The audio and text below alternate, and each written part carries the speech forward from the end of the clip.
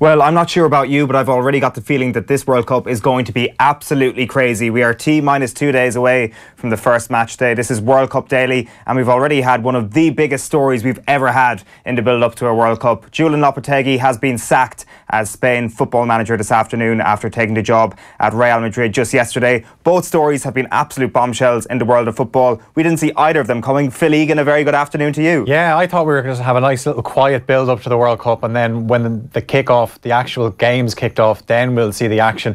I think up until yesterday, people wondered, who is this Lopetegui guy that's managing Spain? They didn't know much about him. We all know about him now. Yeah, without question. So basically, the running order for today was to be a quiet little preview into what things were going to be happening over the next couple of weeks, who our picks were, who our power rankings were going to be, some of the dark horses you might have to watch out for. That running order is out the window because we're focusing on Spain for the majority of today. We're going to have John Duggan live from Moscow in a little while. We're going to be speaking to John Brewin a little bit later as well. If you want to get in touch with the show, you can tweet us at Off The Ball, or you can use the hashtag OTB Russia as well, or the hashtag World Cup Daily. I'm not quite sure, whichever one you want to use yourself. You can tweet us and get in touch on social media, or you can comment on the stream indeed. But to start things off, there's only one place we're going, and it is directly to Spain, to Madrid, to the Marca offices, where Euan McTear is standing by. Good afternoon, Euan. Hi, how are you doing? Very well. How are you doing? I presume things in your office right now are absolutely crazy. Yeah, it's been like you were saying yourselves. Everybody was expecting a quiet couple of days build up to the World Cup, and then we've had this bombshell, and now Russia versus Saudi Arabia has even more to live up to.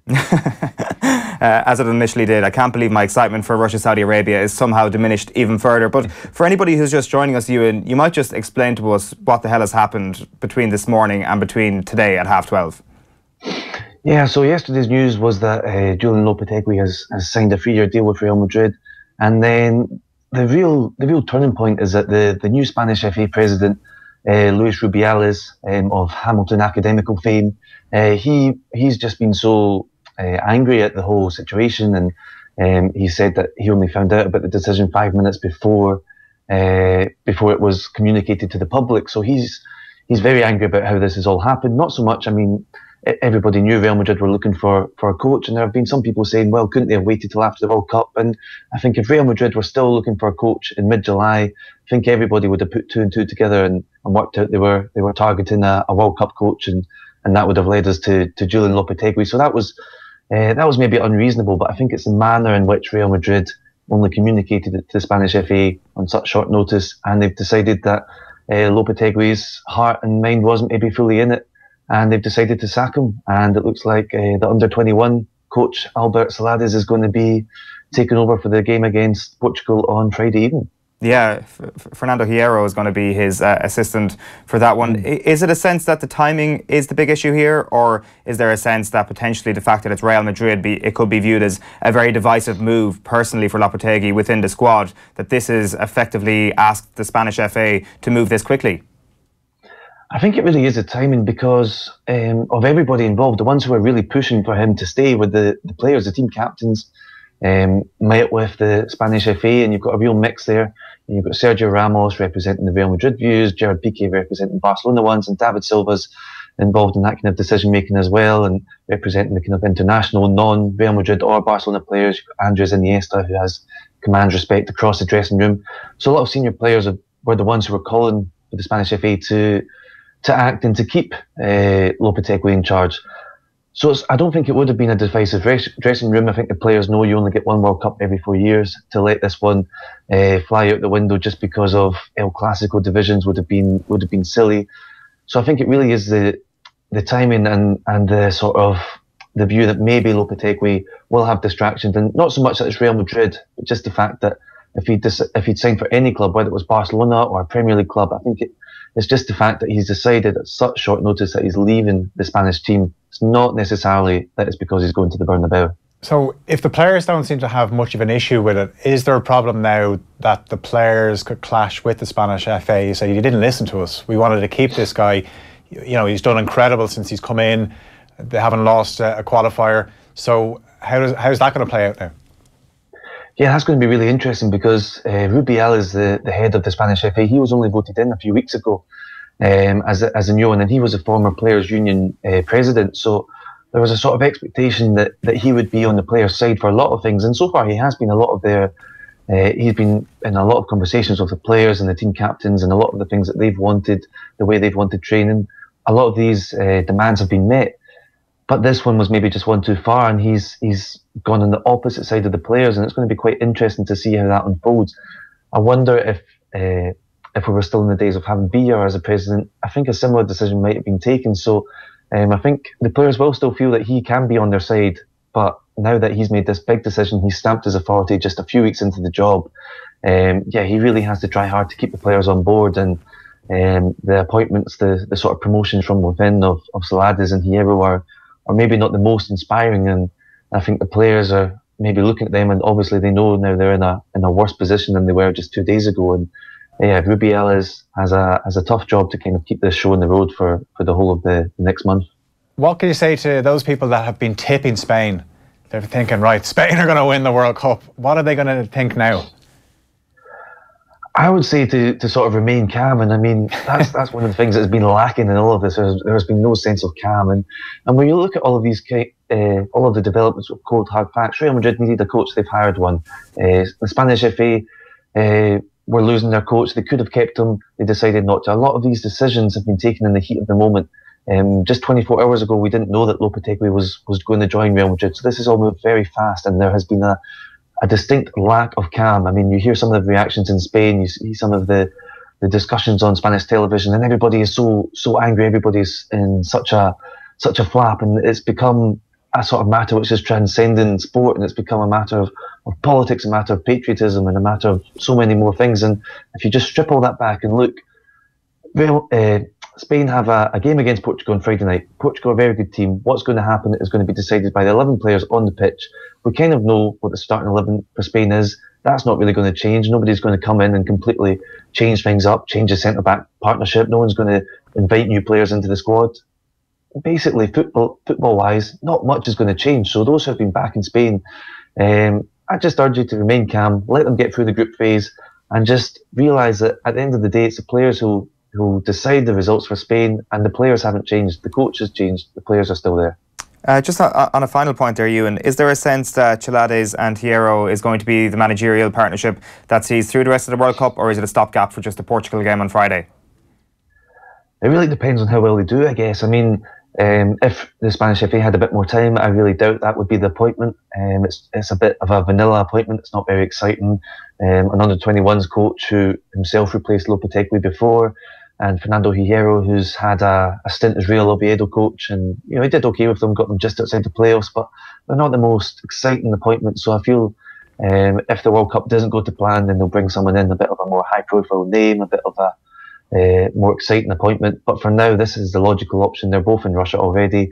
To fly in somebody else would have delayed even more time. To get someone out to Krasnodar, which isn't the most accessible city in the world, by the time someone else arrived, it might have been on the day of the game. So this is in my view a short-term appointment, but one that could become a long-term appointment if they both do well. Yeah, it seems the big loser in all of this is going to be the Spanish Football Federation, really. Obviously, we don't know how the players are going to react, but it certainly seems that a lot of fingers are being pointed in the Football Federation's direction at this point. Yeah, definitely, and it's interesting times for the Federation because, like I said, I mean, Rubiales is right new on the job, and I think he wanted to sort of oversee this World Cup and not make too many drastic decisions, but he's been forced into one, and he's really put his foot down, and now if it all doesn't work out, there's going to be that if, wondering, well, what if we had kept Lopetegui? Could he have seen us to glory and then gone off to Real Madrid? And there's always going to be that if, and if it doesn't go to plan, people might start to question Rubiales and wonder if he's cost Spain this 2018 World Cup. I know it's not obviously a time of calm at the moment in Spain, not at all. What is the general feeling of how this is played out? Do people think that the Spanish Federation had no choice but to sack him? Generally, yes. I mean, football-wise, I think the answer is no. I mean, football-wise, Lopetegui that's on his way out is a better option than anybody else. I think football-wise, everybody agrees that is the case. But there's been a real sense of people have been affronted and taken aback and felt that this was an attack against them, against their country. And a lot of the views have been there was no choice but for him to go. I mean, just the fact that his heart didn't seem to be in it, for a lot of people, the general, I mean, if you were to put 10 people, 100 people in a room and ask them what they think of this, most people would be in favour of it.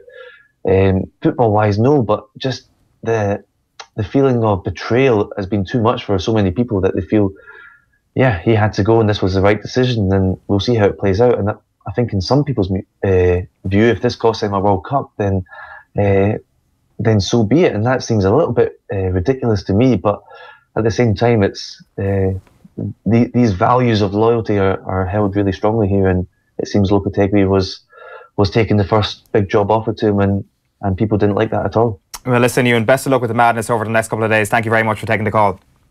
No worries, thanks. Euan McTear there of Marca in Madrid, joining us on the line to bring us up to speed on what's going on. Yeah, so this is the World Cup, and it's just reminded us of what the World Cup can be. Can you imagine the bars in Spain? Everyone's just going to be screaming at each other. They've got their Saipan. Absolutely. Speaking of Saipan, I'm sure if we go to a wide shot there, actually we can see it in your shot right here on my left hand side. This ball, the very ball from Saipan, given the day that's in it, signed by every member of the Ireland team from 2002 that actually played in the World Cup. So there's obviously one very notable signature missing. Just kind of an emblem of a reminder of what can happen in the build-up to a World Cup. Of course, though, like, there's no question that the Spain situation might have a little bit more of a direct impact on their first game, given just the proximity to the first game. Yeah, just 2 days out. I'm kind of lucky that I wasn't in Ireland when the whole Saipan thing happened. I was on one of those working holidays, let's just call it, in Greece. So it kind of passed me by, but just talking to people who were here, the arguments, and that's what they're going to have to put up with now in Spain, where there's going to be barmen saying, lads, keep it down over there in the corner, okay? He had to go. He had to go. What are we comparing this to then? If it's not Saipan, is it like France 2010? Is that the level of meltdown we're talking here? We need to get like a meltdown-o-meter to try and decipher how big a meltdown this actually is. See, we don't know if they're going to melt down. This could work in their favour, where the Spanish players could turn around and say, do you know what, we'll win this World Cup without the blessing of the Spanish Federation, and they wouldn't listen to us. We wanted to keep him. You said no, we had to go. Well, we'll show you and we'll win it, or else they'll just get eliminated early on. But they've a nice group, though. They do, yeah. We'll get into that in a little moment. If you want to get in touch, by the way, you can tweet us at Off The Ball. You can comment on the stream. Hashtag World Cup Daily is how you get in touch with us elsewhere on Twitter as well. I am delighted to say we're going to make our first trip across to Moscow, as we're going to do every single day on this show, and join John Duggan. John, Moscow, how are things? Owen and Philip, Dobro Utra, which is actually good morning, but now, of course, it's afternoon in Moscow. It is. What an afternoon if you're Spanish, or actually American, Mexican, or Canadian. I presume the mood music from Krasnodar hasn't really penetrated Moscow just yet, but I'm sure word has filtered through what the hell is going on down there. Well, the mood music behind me is the Bolshoi Theatre, lads, which is probably the most biggest ballet company in the world, built in 1825, one of Moscow's biggest landmarks, and there's a massive circle here, really, encompassing all of the big buildings. We've got the Bolshoi Theatre. I'm looking across now at Red Square. We've got the Kremlin. And no, it's very serene, very calm. I'm feeling a calm before a thunderstorm. Obviously, the thunderstorm is happening elsewhere in Russia today, and obviously in Spain. But I arrived here on Monday. It was, extremely safe. And it's not like the Bourne Identity, folks. It's another global city like any other. Of course, the European part of Eurasia. That Russia obviously straddling both continents, but it's like got shops, it's got McDonald's, it's got designer shops, it's got fast cars, it's got beautiful buildings, it's got wide boulevards, it's got everything you'd expect in Paris, London, Berlin, and I feel very safe. Now, obviously, there's a huge police presence here, but I don't expect any issues at the World Cup. I really don't. From speaking to people on the ground here, the troublemakers are being told, look, lads, not this month. And I expect it'll be a very peaceful, enjoyable, and hopefully a carnival of football, because the World Cup is something that just comes into our lives every 4 years. Luckily enough, if we're in it, we know that it takes over the nation. Italy 90, USA 94, the Giant Stadium, and for the wrong reasons in 2002. And 32 nations are going through that now, that they're coming here. I've seen Argentinians, I've seen Peruvians, Colombians, Uruguayans over the last few days, French as well. So in terms of matches here, we got Russia, of course, the hosts, against Egypt tomorrow at the Luzhniki Stadium, and then on Saturday we've got Argentina, Iceland. Is there already remnants of what's going to be over the next couple of days? Have the international fans started filtering through to Moscow? Yeah, the kind of congregation around Red Square, lads, and we saw on Off the Ball and the Twitter channels. I posted a couple of videos of Colombians and Uruguayans, and people are just here to have fun. If the Irish were here, we were having fun as well. So people are just here to enjoy themselves, have fun, watch their team, hope for the best, get involved in the colour and the crack, and that's what football is the global language, lads. It's not French, it's not Spanish, it's not English, it's not Italian. Football, guys, is the global language, and that's why we're so obsessed about it, and we're obsessed about the next month and the 64 matches that will ensue. How are you finding the language, by the way? I presume you haven't been learning Russian on the sly. No, I think I've given you one of my 5 phrases, lads. I know good morning, thank you, please, and I keep on forgetting to say Siabast or something, I think is thank you. So I just keep on nodding and kind of like the kind of humble way to people at shops and restaurants and that kind of thing. Looks like you got the weather as well, John. Yeah, I've got the weather, lads, but it's very changeable here. It's like Cheltenham. It's like 4 seasons in one day, you know. So it could be raining in half an hour's time, but it's going to get very warm here, and it'll be it's actually a place for the sunblock at the moment, and so like around the Bolshoi here is very much a touristy area with lots of tourists and obviously fans now flocking and taking things in. But the language is very difficult to understand. But with most metros, once you get the colours right and the number of the lines right, and obviously the announcements are in English as well, but the language is tricky to understand, the Cyrillic alphabet. Yeah, and I understand from reading one of your blogs, you've managed to find out, despite that language block, how much vodka costs over there, which I understand is just as cheap as water. Less than a fiver for half a litre. Right, okay, that's unbelievable, really. Like a can of Heineken is just over about €1. And then, you know, I was going to another shop and the prices are all the same as they would be in Dublin. So it's just fascinating that if you shop for bargains, I'm going to go off, lads, after this slot to find a Bolshevik hat in a market, and you know, I'll be interested to see the disparity in prices between the ones I saw in Red Square the other day and the ones in this market that I'll see now. So yeah, if you shop for bargains, you can get a good good memorabilia, but also good vodka. So not that I'll be drinking a lot, mind. I'll be working very hard. How much is a bottle of water, John? That's what you should be asking. A bottle of water is about 70 cents. Okay, 70 cents. That's a good standardiser. So we can expect to see you in a Bolshevik hat for the rest of our duration on World Cup Daily, John. Make sure you put it on your head for tomorrow's one. Star. Just one last thing on the country it is, because you've said it's quite calm, you feel quite safe. Do you feel any sort of sense that this is just going to be a safe environment during the World Cup, or do you feel that there's some sort of Western paranoia going on here, that this is actually just the way Moscow is 24/7? Well, it's like any other European city, and all this negative talk, and maybe some of it's justified, I'm sure, in terms of all the political issues with Crimea and with state-sponsored doping, and with airliners being shot down, and with all these kind of things that are happening, and poisonings and everything that Russia will obviously deny. But like for normal people just go about their business every day. They live their lives the best they can, and it's just a normal city like any other with normal people. And Russia would point to some of the things that happened in the West over the last 15 years, like the Iraq War and things like that. So I get a sense of defensiveness here. I get a sense of we're going to show you that we can really put on a great show for the world here. That's the sense I'm getting here.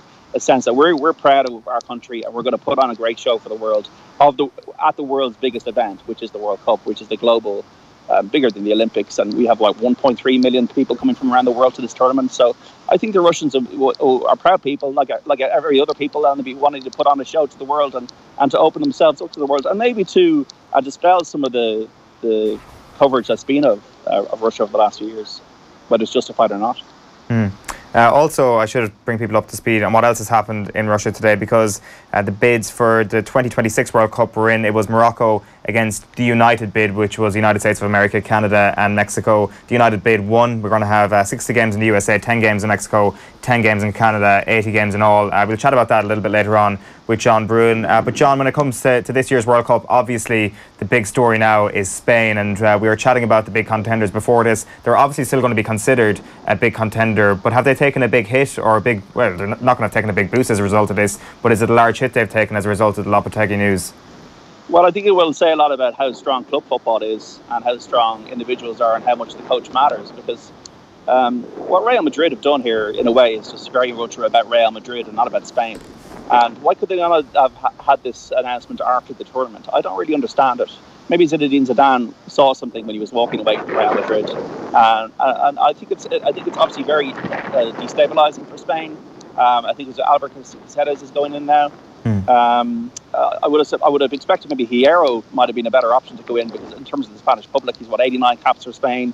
He's a national hero, played for Real Madrid for 14 years, so maybe he might have been a better choice. But obviously they want continuity. The FA president is obviously very upset about the way the news was broken, but he's like, he's detonated a bomb here in terms of the Spanish football, environment. And it's really up to the likes of Iniesta and Ramos, both appearing at their 4th World Cup. But how are Spain going to play now? Are they going to play exactly the way they played under Lopetegui? A lot of the players would have played from him at under 21 level. Like someone like Isco has really prospered under him. Scored a couple of times against Italy, a hat-trick against Argentina. So how is he going to be a little bit unsettled by it, because he's been in and out of his club? So Rodrigo might have been feeling he might get a chance. De Gea played under Lopetegui. So it's just not stabilising ahead of the Portugal game, which is 830 miles away down in Sochi on Friday night. So the likes of Ronaldo and that would be kind of maybe thinking, well, this is an interesting move. And it's an absolute bombshell on the eve of the World Cup, the day before the World Cup. In terms of their chances, like Phil will obviously add to this, but 4-3-3 they generally play. They will probably possess people to death. Maybe a lack of a recognised striker. Diego Costa has only kind of come back in the last 6 months, so maybe that's a worry.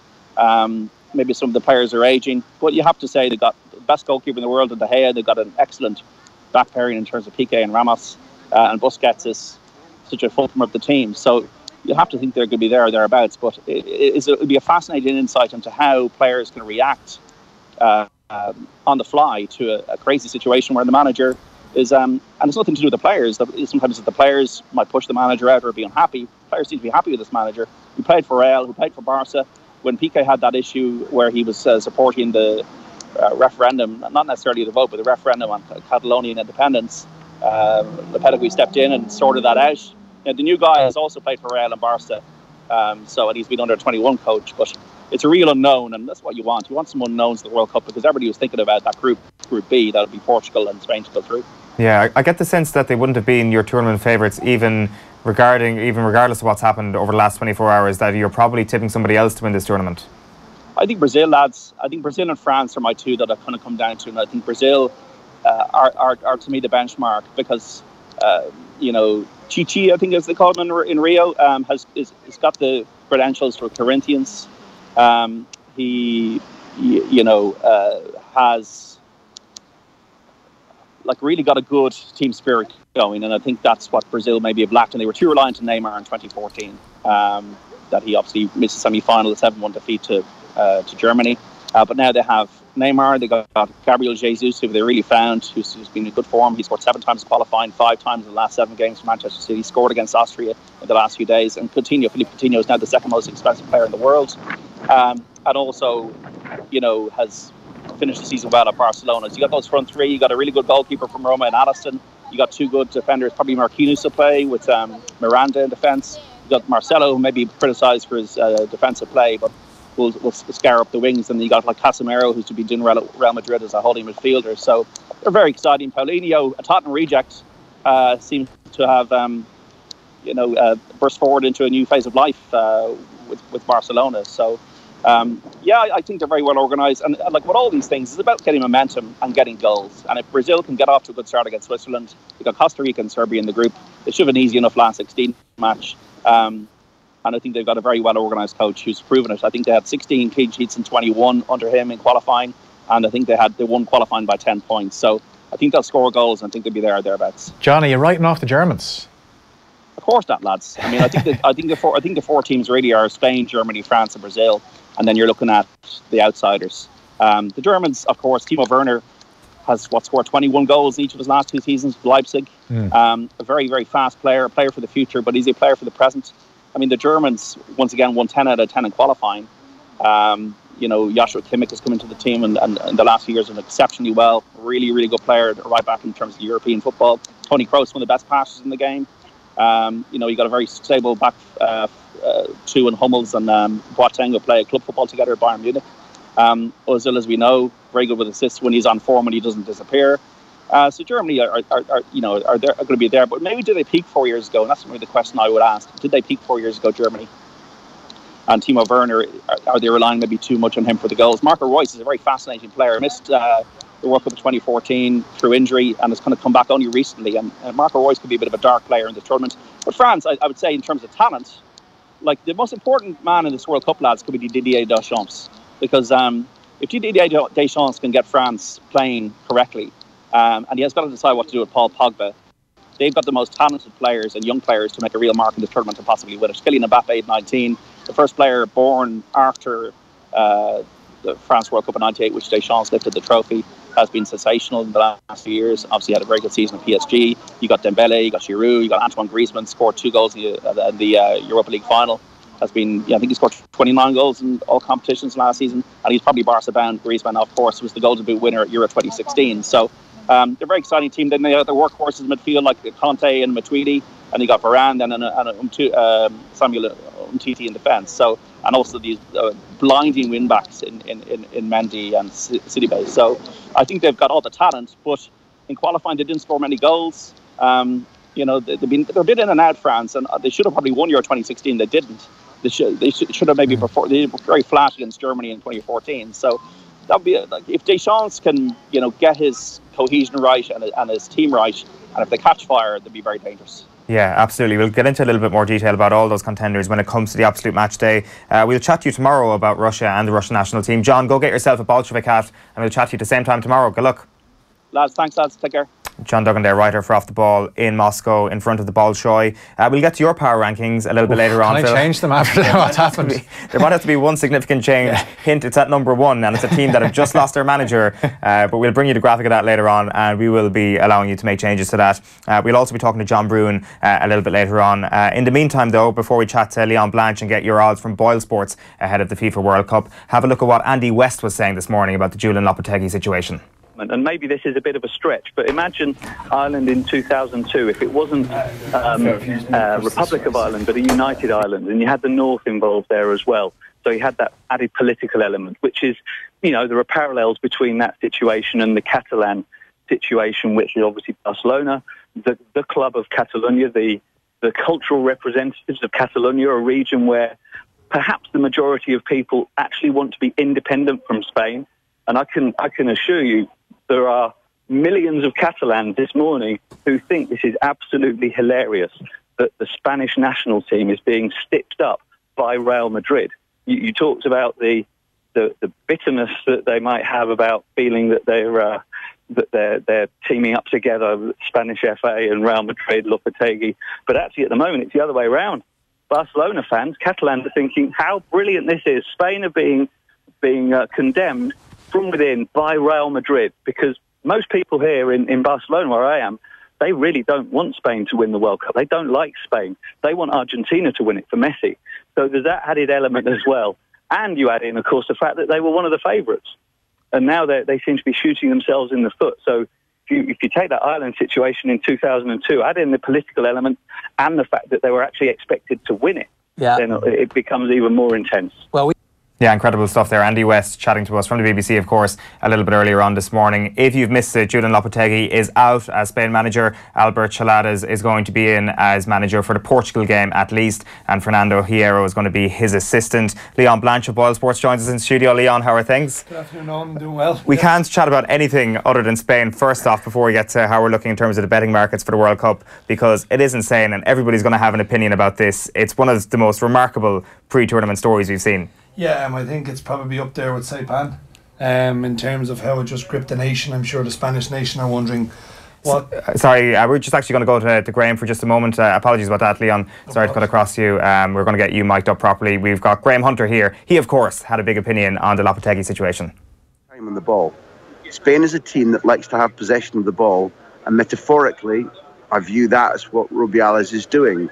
He's not going to kick the ball long, quickly. He's not going to try and take a quick free kick whenever he's in position. I actually respect him for taking time to negotiate, time to understand, time to speak to all the right people, and hopefully make the right decision. And if he comes out and is firm and is clear and is a unified front this morning, then that's the first building block of the new era, when Lopetegui's reign is only as long as they keep on winning and drawing. If he comes out with a different decision, then at least, well, certainly what I'll be coming on to your show and arguing is that Rubiales is taking a gigantic, clearly the biggest professional decision of his entire life, with the facts at his disposal. And I don't, a priori, I don't think that's a bad idea. So Leon's take on Spain was so hot it's actually broken all our technical setup here. Leon, what were you going to say? Apologies about that. Yeah, look, I just think it's crazy. I think looking at it from a football fan, first of all, why would Real Madrid announce it just before Spain are going into a World Cup? Why would the coach not tell the Spanish FA that he'd agreed a deal with Real Madrid? There seems to be a long line of problems, lack of communication between one of the biggest clubs in the world and the Spanish national team. And now you look at Spain and you think, can the players galvanise themselves? Probably yes. It's going to be a lot of their last World Cups. I think they all know each other. I think they all know how they play. The likes of Ramos and Piqué, Iniesta, they're born leaders anyway. So the under-21 guy is going to come in and I just think oversee this Spanish squad. We've pushed them out a little bit, 13-2 from 6-1 to actually win the World Cup. But I think that's more of a reaction that they were one of the biggest losers in the book anyway. Spain have still got class players. I was going to back them today to win the World Cup, but I'm not going to do it now. I just don't think they can win the World Cup now with the main man not being present. Yeah, I think that was certainly my journey as well. It was like as soon as this tournament was coming up and just kind of doing a bit more reading into Lopetegui and even getting the Real Madrid job, it was kind of like a big gold star for this guy, that this guy is very highly thought of. You don't need to worry about the fact that he's not a household name. And I think a lot of money was probably coming in for Spain over the last couple of days. That's obviously going to change dramatically. Who are you looking at now? I mean, who's going to be the big contender now? Who's going to push into that market as second, third favourite? Well, look, I mean, the biggest loser is Brazil. They were 9-2 when we done the Off the Ball roadshow in Vicar Street last week. Obviously, we have a guy who's putting a 10 grand free bet on Brazil. He took the 9-2. They're now into 4-1. And just listening to the back end of John's piece, they've got a serious squad. And when you look at their manager, Tite, every single player in that squad wants to play for him. He's really rejuvenated Brazilian football as a national team. We all remember 4 years ago that horror show when they got beaten 7-1 by the Germans. I don't think Brazil will ever concede that amount of goals again. They seem to have much more of a solid structure right down through the spine of the team. And I think Brazil will go a long way in this World Cup. Germany, you can never write them off. They're 9-2 second favourites because of their history. France, a little bit of a scare yesterday with Mbappe. Hopefully he's okay from a French perspective. I think he is. They're 6-1. Spain are out to 13-2. And Argentina and Belgium are 9-1 and 11-1. I don't think the winner is going to come outside Brazil, Germany, France. I definitely don't see anyone else being a surprise package. I don't think England will win it. I mean, I gave Ronnie Whelan 50-1 the other night for a £100 charity bet. I think England will get through their group. They'll probably get through the last 16 because of the way the groups are structured. I fancy Belgium to win that group. I fully expect Belgium to beat England in that last game. And I think England will get knocked out again at the quarter-final stage, as they always do. I think that's probably consensus there, isn't it? That it's going to be a quarter-final exit for England. They'll probably play Germany. Yeah, so. Exactly. And if they somehow beat Belgium and beat whoever it is, the Poland, Senegal, Colombia group, then it's going to be Spain at that point? Or is it... No, sorry, it's going to be Brazil. Brazil or Germany is the other half of the quarter-final draw. Maybe they'll rather finish second than actually win the group, you know. And with that game coming down to be the last deciding game, it's intriguing to see how the other groups are lining out, because I think definitely from an English perspective, I think they'd rather play Germany than Brazil. Yeah, for sure. I think Brazil would have too much for them. In terms of the top goal scorer market, it's always going to be one of those things that people put money on before we get to the World Cup. It's always a very lucrative market because the odds are always very lucrative alongside big names. Who are we looking at the moment? Who's the favourite? Well, I mean, our biggest loser is Neymar. And I just look at Neymar and I look at the season he had with PSG in terms of getting that injury. He's coming back fresh. He looks to be very, very sharp in their friendlies. He is their main man. I think everything that Brazil will do will facilitate him. I think he'll get an awful lot of chances. I mean, I'm sure he takes the penalty kicks. He's going to take a lot of free kicks. They're going to create chance after chance for Neymar. Their group is quite enticing when you look. They should be able to rack up some goals. He's gone all the way from 14-1 into 9-1, joint favourite with Messi. Right. Same can be said about Messi. He'll take penalty kicks. He'll take a lot of free kicks. I like Griezmann. I think he's a quality footballer. 12-1 for him. I expect the French to at least get to the semi-finals. And if you're looking down through the list of sides, Aguero, there's a hint now that he's going to start for Argentina.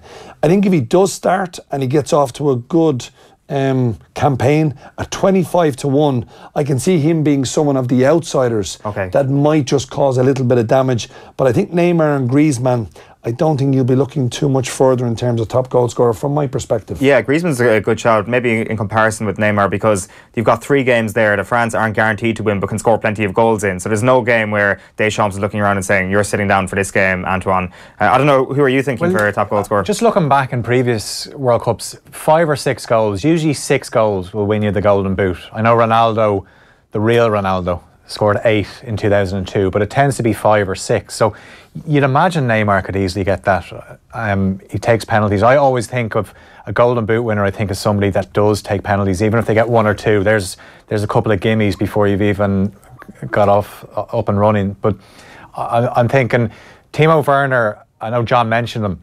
If he scores goals, then I really fancy Germany to go all the way. But he's very young, and it's a big if. There's a lot of pressure on him. Yeah, there is a lot of pressure on him. I'm still amazed that they left Sané out of the squad, because I really felt with him playing in his proper position as in a left winger, he could have created an awful lot for Werner. I just didn't think Lowe was playing Sané in the right position. He was kind of more of a central player. I think when you look at him as an out-and-out winger, an old-school winger, down the wing, get the ball in, and he's capable of scoring as well. I just think there's a lot of pressure on a young guy. I fancy Muller to be top German goal scorer. He's actually chasing Klose's record. I just think his experience, he knows how to be almost a fox in a box when he needs to be. And again, similar to the way I think Brazil will play to suit Neymar, I think the Germans will try and get Muller into the game an awful lot, because he does have a great goal scoring record. But look, I'm looking forward to the tournament actually starting. It's going to be great. It is going to be great. Russia, to me, are an enigma. They're the lowest ranked side in the competition, but they're at home. Surely they're going to be good enough to get out of the group. But what price is that? I don't know off the top of my head, but we are going to enhance Russia tomorrow. offtheball.com/Boyle Sports from 4 to 9 just to win this game to even money. Now, I think it's a very, very decent enhancement, because if you're a Russian player, if you're a Russian supporter, first game at home, you've got to win your first game to have any chance of getting through. I just wonder, will there be too much pressure on them, or is it a case that it's in everybody's interest that Russia get through this group? In everybody's interest. You said that in a very sinister manner. No, not at all. No. One last thing. It's the same group betting. I dare say Spain's group is going to have a lot of action on the same group betting over the next couple of days. Yeah, it is. And look, Spain were obviously huge favourites to qualify. They were something like 1 to 16. They're now 1 to 12. So they've been eased slightly. But the most important movement I've seen in this group since this announcement came out is Morocco to qualify. They were 7 to 2. That was clipped into 130. They're now a 3 to 1 chance to qualify. And I think Morocco will try and frustrate Spain and Portugal. I don't think this Portuguese side is any great shakes. I fully expect Spain to still win this group. And I think if Morocco are going to cause an upset, it's to finish ahead of Portugal. Just one more thing I've got to say. For new accounts on offtheball.com/Boyle Sports, if you bet 10 quid on the World Cup, we're going to match it up to €50 worth of free bets. So that's ahead of the World Cup. So get involved. You don't have to bet big, but we're going to give you €50 worth of free bets if you open an account with 10 quid. Good stuff. offtheball.com/Boyle Sports. That's it. Nice one. Leon Blanche, thank you very much for joining us. Thank you. We are going to return to the Spain story. We're also going to talk a little bit more about the 2026 World Cup bid going towards the United bid. And I'm delighted to say we've got John Brewin on the line. John, how are things? We're going to chat about Spain. As we said, it is the big story. It's one of the most insane stories we've seen before a World Cup. I'm not sure if you've been ranking all the scandals in your head over the last couple of hours, because we certainly have. I have, actually, yes. Yeah. The one that I think that bears closest comparison to it, and this actually happened midway through, and I heard you talk about Portugal before. Portugal, 2008, after their second game of the tournament, they beat the Czech Republic. They'd won the first 2 games. It was suddenly announced that Luis Felipe Scolari was going to be Chelsea manager. And they lost their next game to Switzerland and then went out in the quarterfinals to Germany, I believe. So this isn't as unprecedented as that someone is appointed during a tournament. The thing is, though, that Big Phil, he managed to keep his job. Now, also, he actually flipped back 4 years before. 4 years ago, Louis van Gaal's contract to Manchester United, it wasn't sealed particularly far from Holland going into the World Cup. That worked out okay for them. They finished third. I think maybe you've got to question Scolari. You've got Gus Hiddink. You've got Bobby Robson back in 1990 with England. That Lopetegui is not as big a figure and has fallen out with his superiors. This guy, Rubiales, appears to have wanted to make his own mark on things, perhaps taken it a bit too far. And what's gone on, the damage has done, it's caused this seismic shock ahead of the World Cup. And I was thinking of managers that were replaced before World Cups. The one that I think bears closest comparison, back in 1970, Brazil 70, possibly the greatest team of all time, Saldana was the manager. And it was decreed that the players couldn't work with him. He was fired. In came Mario Zagallo, not long retired. They won the World Cup. So that's possibly a good sign for Albert Celades and Fernando Hierro. But at this point, it is unprecedented that a team as big as Spain would sack someone the night before, pretty much. Yeah, it's been such a mental story that people are tweeting and saying things like Florentino Perez, his master plan has paid off, and you laugh at the tweet until you suddenly realise there's actually a possibility anything could be true at this point. Oh yeah. But I think if I may say this, the head of the Spanish FA, one of the things that reading his statement seemed to be the surprise that Real Madrid would act like this. Now, I don't know about you, but I've been around this game. I worked in it 2 decades or so. That's how Real Madrid do business. Yeah. Now, I did notice actually flicking through this guy's profile, and I can't say I knew much about him before. He is an Atletico man, so maybe there's a bit of needle there, but.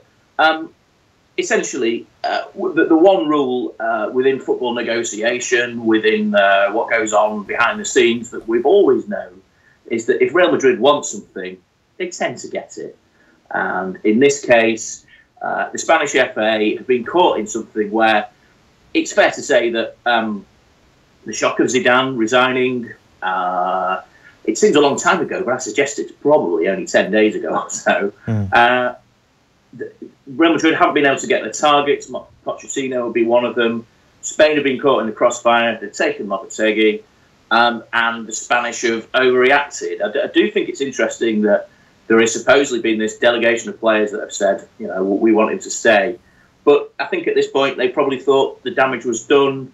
It would overshadow the whole tournament in the way that, in the subject I introduced it, the way that Scolari with Portugal, it pretty much finished their tournament at that point. They just didn't play the same way after that news came out. So maybe there is some logic to the decision, as shocking as it may be at this point. What fascinates me, John, is how it's going to play out, because I think back to some previous examples. Before the 2006 World Cup, there was a lot of controversy around the Italian squad. They go on and win the tournament. 2010, you had the French, the fallout of the players and falling out with Dominic. That was a complete disaster for them. Oh, yeah. So I'm wondering which way will it go, or maybe it'll just play out kind of a quarter-final and people will say, well, we don't really know. Did it affect them too much? Yes, yeah. Those are two very good examples, and I'm sure the example that immediately sprang to mind, as I'm sure it did for you, was Roy Keane's Saipan, all that stuff. And I tend to wonder, would Ireland have gone any further without Roy Keane? We don't know that.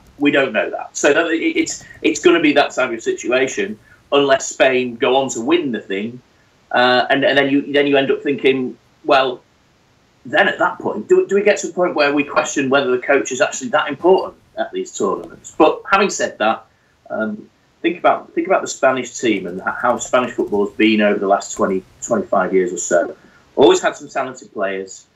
But until they got in two excellent coaches in Luis Aragonés and then Vicente del Bosque that actually controlled the team, that pulled all the factions together, Spain were always the most disappointing team in the tournament, because you looked at the talent they had and thought this could be their year, and it never happened for them. They needed a strong hand. And I suppose one thing, Albert Hierro's come in with Celades. that guy, to me, Real Madrid legend, top goal scorer for Spain when he was a centre-back, he defines a strong hand. So if he's the same as he was as a player, maybe that can happen for them. But then again, one of the problems with those factions is, of course, it's Barcelona, Real Madrid, and there is no one more Real Madrid than Fernando Hierro. Is right. Just out of interest, John, before all this happened, before Lopetegui was appointed Real Madrid manager, and obviously he's been sacked as Spain manager, what were you thinking about Spain going into the tournament?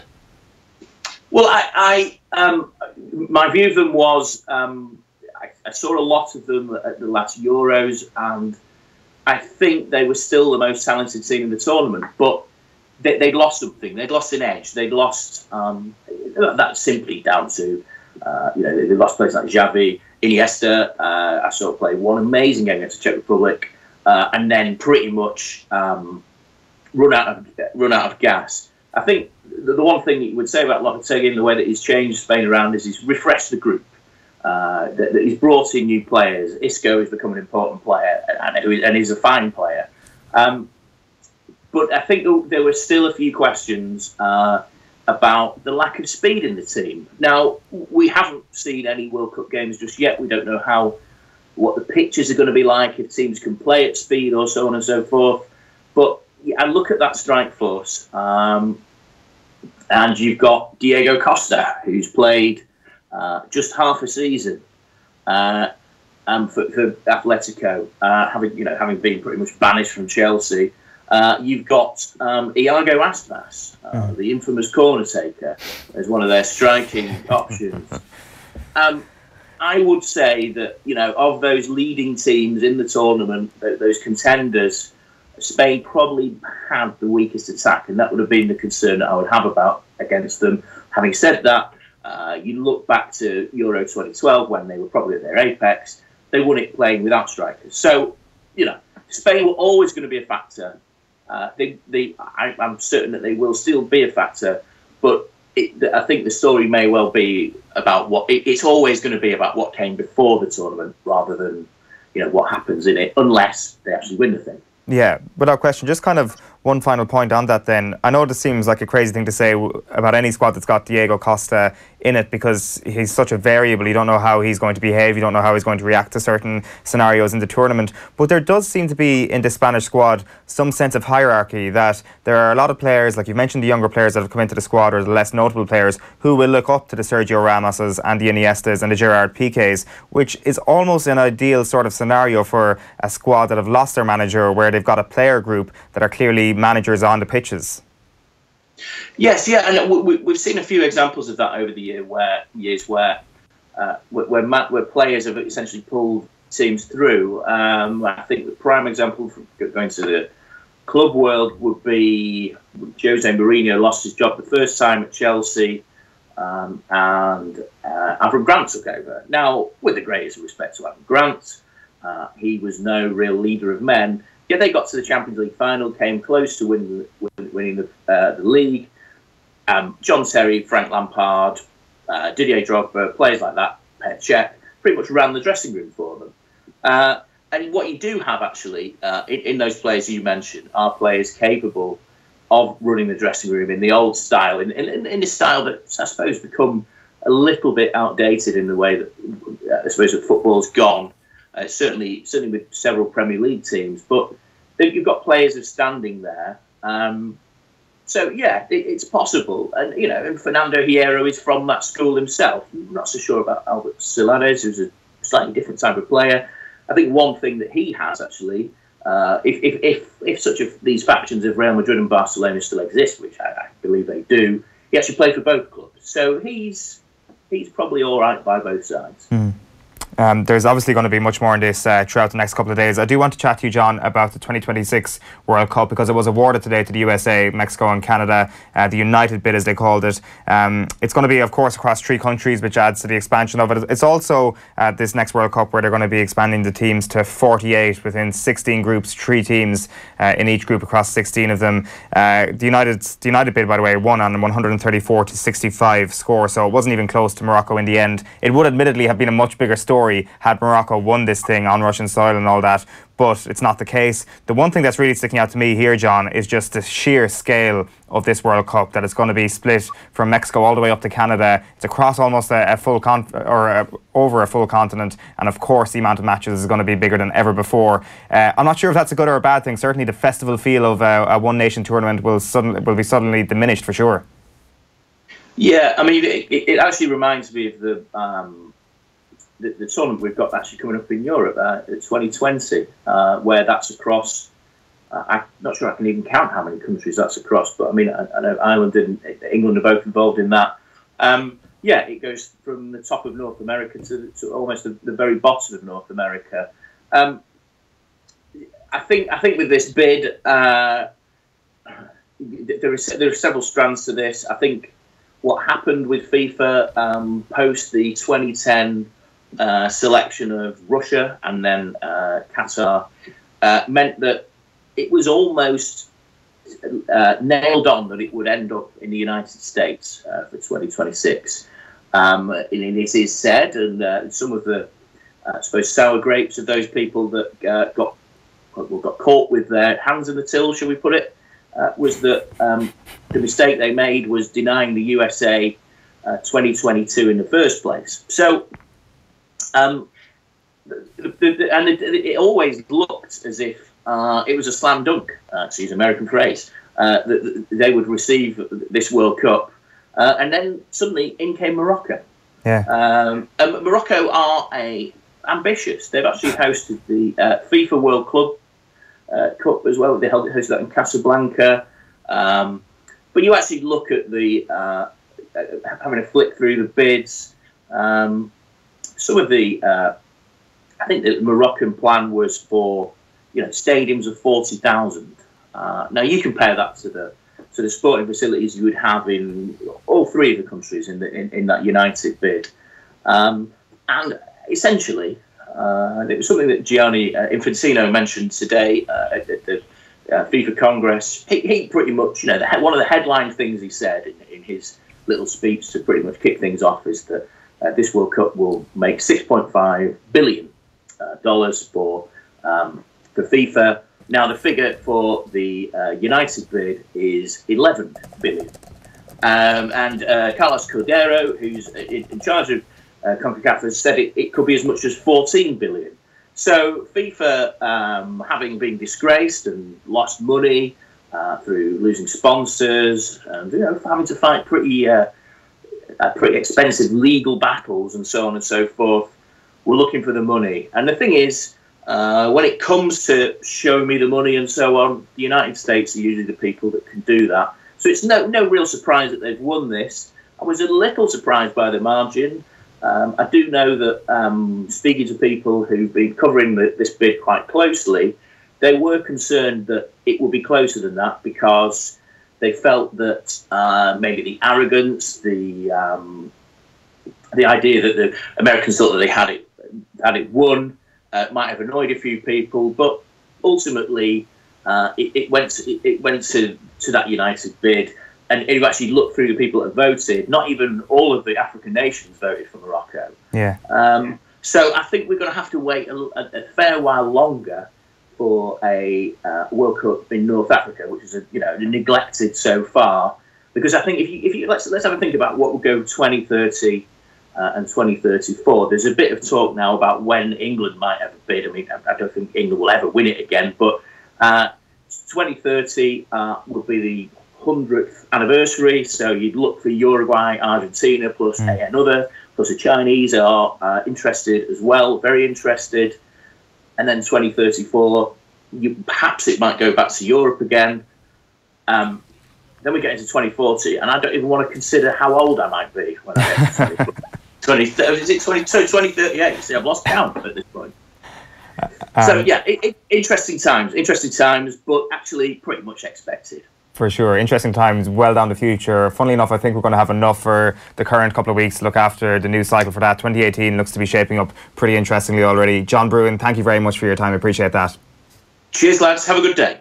Thanks. I'm just wondering who's going to take the penalty for the opening ceremony. Diana Ross, probably Britney Spears. Who knows? Who knows where they're actually going to hold it? So just to remind people, the breakdown is 60 games in the United States, 10 games in Mexico, 10 games in Canada. It is 2026 though. We've got 8 years between now and then. We've got Qatar to worry about before then. And we've got these next couple of weeks to worry about as well. Maybe it kind of proves the theory that the World Cups are kind of sepia tinted in the front view mirror. Like just looking at them from afar, they always look better that we're previewing a World Cup of 2026 when the actual World Cup is just about to start. But there will be plenty of time to look ahead to that over the next couple of years. In fact, the big story today is that Julen Lopetegui is out as Spain manager. He has been sacked this morning. Fernando Hierro is going to be the interim manager for the Portugal game and beyond, it seems. Albert Celades is going to be his assistant. There was talk earlier on that Celades will be the main man and Hierro his assistant. That is actually not the case. Spain have confirmed it's going to be the other way around. We're going to conclude every show, or most shows, with Phil Egan's Power Rankings. The first edition of the Power Rankings. This is based on the best teams in the World Cup. This is not about who he thinks might win the World Cup, because of course the top side of the draw is a little bit weaker than the bottom side of the draw. So the top 10 teams in the World Cup, according to Phil Egan, is as follows. Let's have a look at them on screen now. Let's go straight to number 1 here, Phil. Yeah, well, that's obviously I revealed them a few days ago before all this happened, even before Lopetegui was appointed Real Madrid coach. So I would take him out of there. What would you do? I would probably switch Spain. I'd take Spain out of the top 3. Really? That's dramatic? Yeah. I'm starting to doubt myself. Would I put Germany up ahead? I would definitely put Brazil 1, and now it's a toss of a coin between France and Germany for 2. Yeah. I think France are a better squad. John touched on it earlier, John Duggan, when he said they have the talent. They do. It's incredible. But I just don't know if Deschamps going to know his best team. Yeah, it's a camp that hasn't had success, whereas Germany seems very focused. It might not be as good a team on paper, but it seems that there's a lot smaller of a chance of Germany going crazy or something mental happening in the camp than there is with France, obviously. Solid. You know, Germany are going to be reliable. That's the one surprise. That's the other big surprise I had there, that you had France ahead of Germany. But then talent is incredible. You're picking it on talent, but then again, I would be surprised to see Spain drop so far down because of a lack of manager. The other thing that really sticks out to me there as well is Portugal up as high as number 6. Now, of course, Portugal could easily come 6th in the World Cup because they've got such a handy draw, because they will get out of their group and they will get a handy last 16 group. It would be a disaster if Portugal didn't make the quarterfinals. But are they really better than Belgium, Uruguay? Well, if Portugal play Belgium, I think Portugal would beat them. Do you think so? Because they would have a setup that would not suit Belgium. They have Ronaldo, who can obviously score the goals. Bernardo Silva, we would have seen a lot with Manchester City. Don't worry about the fact that Pepe and Bruno Alves are playing central defence. They didn't excite us, but they still won the Euros. So what they've shown, and they lost to Switzerland in their opening game of the World Cup qualifiers, but then won the next 9, including a win against Switzerland. They know how to win games. Not very pretty, but they just win games. The more you talk about Portugal and their deficiencies, I don't worry that Pepe is at the heart of their defence, the more you're talking up the idea here that Spain actually are going to win the World Cup, because they've got the best spine in the World Cup. They have the best spine. There's no question about it. If you look at it from between the sticks to right up front, maybe there could be a question about Diego Costa or whatever. I don't even know if Diego Costa will start. The talk is that Rodrigo will start, but now that all goes out the window because we don't know what Hierro is going to do. Is he just going to do what we all thought Zidane has done at Real Madrid, where he just tells the players how great they are, and you know he's able to manage all the egos? Yeah. If Hierro comes in and starts trying to shout the odds, then it could be an absolute disaster. Absolutely. Just one final point in your power rankings, then it was Uruguay, Croatia, England. I think that's fair enough to say Uruguay are the 8th best team and England 10. Croatia at 9. Now, there's been some people, I think they actually simmed the World Cup on FIFA and Croatia got to the final or to the semi-final. So based on their talent, they are a potential top 4 team. But based on everything else that is going on off the pitch in that country at the moment with their football federation, which seems to have really seeped into the camp, that's top the 10 worry, yeah. Is actually, there's a question mark around them as a top 10 team for me. Yeah, because the worry is that all the stuff off the pitch does get into the squad, whereas sometimes footballers, they can block it out and they say, we just want to go and play football. And if they do that, they've got an incredible squad. I mean, if you've got Rakitic and Modric in your team, Perisic as well, Mandzukic is a player as well that he never really convinces me, but he always scores goals. I know he scored against Ireland at Euro 2012, and even when he scored that great goal in the Champions League final, I remember watching the game with a group of lads saying, I don't know how Mandzukic gets into this team. And then a few minutes later, he scores an overhead kick and I just look silly. So maybe I'm just, I look at Croatia and I think they've got enough talent that they're going to get through their group and maybe quarter-final, but they've just got so many really good technical players. And they've got Dejan Lovren. Any big outsider? And Dejan Lovren. Any big outsiders for us to keep an eye on? I haven't included Colombia in there. Right, that's the best group in the tournament for me. That Group H, or is Group G. Colombia, Senegal, Poland, and I can't remember who the last team is in that. Group H is Poland, Senegal, Colombia and Japan. That's a hard one to call. It's a very hard one to call. It's the best one. Yeah, obviously Colombia were brilliant 4 years ago. James Rodriguez, he's kind of come back into form with Bayern as well. Senegal, I'm looking forward to seeing how they play. The problem with them is they're quite good at the back. They obviously have Mane. I wonder what they'll be like in midfield. And then Poland, it seems to be all down to whether Lewandowski can do it. Didn't do it in the Champions League when the pressure was on for Bayern against Real Madrid, but he actually would be somebody that you'd be looking at towards the Golden Boot. Takes penalties, free kicks. As I said, if he reaches 5 or 6 goals, he's in with a shout. For sure. We're going to be updating these power rankings regularly. We'll probably give our first update to them next Monday or Tuesday, or maybe after everybody's played. Just one last thing before tomorrow's show. You've got an idea for something we're going to talk about tomorrow's show, and it's going to be quite nostalgic, I can assure you. Have a look at this. He's got this under the table. It's one of these things that is just a brilliant piece of sentimental iconography almost. The World Cup, this 1990. Was rooted out in my attic. I rang my dad. I said, surely we have the Italia 90 folder somewhere, and he got it. It actually, my memory of it was it weighed a ton. It still looks hefty enough to be This is older than you, Eoin. It is older than me. This is older than you. It is older than me. I can assure you that. And yeah. Just, I won't open it too much, but there's a little bonus there. There's a couple of autographs there, right, that I was given. I don't know if people can see. They're quite hard to make out. I asked a few of the lads in the office, could they make them out, but no. Paul McGrath. Right. It was the first autograph. It came through my letterbox. My dad organised it that Paul McGrath signed an autograph to wish me best wishes, and he said, there's something there that's after coming in the letterbox for you. It was Paul McGrath's autograph. And then Jack Charlton. Big Jack. Wow. Yeah. Wait, so you just decided that this was going to be your World Cup 1990 folder of all the little things you've collected, and McGrath and Jack Charlton in there. How can we be sure that it's not just your dad who signed those? Let's go and see, can we find some Paul McGrath autographs somewhere? And there we go. Compare them. And Jack Charlton we as can well. go and cross-reference it. You can see over Phil's shoulder as well. I'm not sure if you can actually see it on the camera. If we switch camera over to Phil, we actually can't. I'll just grab that there. We've got this that Richie brought over from France over the last week. This is a magazine from the 1998 souvenir for France winning the World Cup 20 years ago. We might get stuck into that a little bit over the next couple of weeks. Plenty of memorabilia to get us through the opening couple of days anyway, before things actually kick off. It is in French, yeah. We'll be able to translate it. Google Translate can do all that sort of stuff. We were supposed to preview a lot of other stuff. We were supposed to talk about the stadiums, about the ball, about the anthem, about the mascot, about some of the potential paths through the groups. And then Julen Lopetegui only went and got sacked. So today's first day of World Cup Daily has actually turned out to be pretty good. It's actually set us up nicely for the rest of the tournament. Full tournament preview coming tomorrow with all that good stuff. We'll have John Duggan back with us from Moscow. We'll have Phil back with me in studio as well, and more from Boyle Sports and Leon Blanche. We'll chat to you then. The radio show is up, of course, from tonight at 7 o'clock. More reaction from Spain as things just dwindle there. We'll keep you up to speed from that at 7 o'clock. Chat to you then.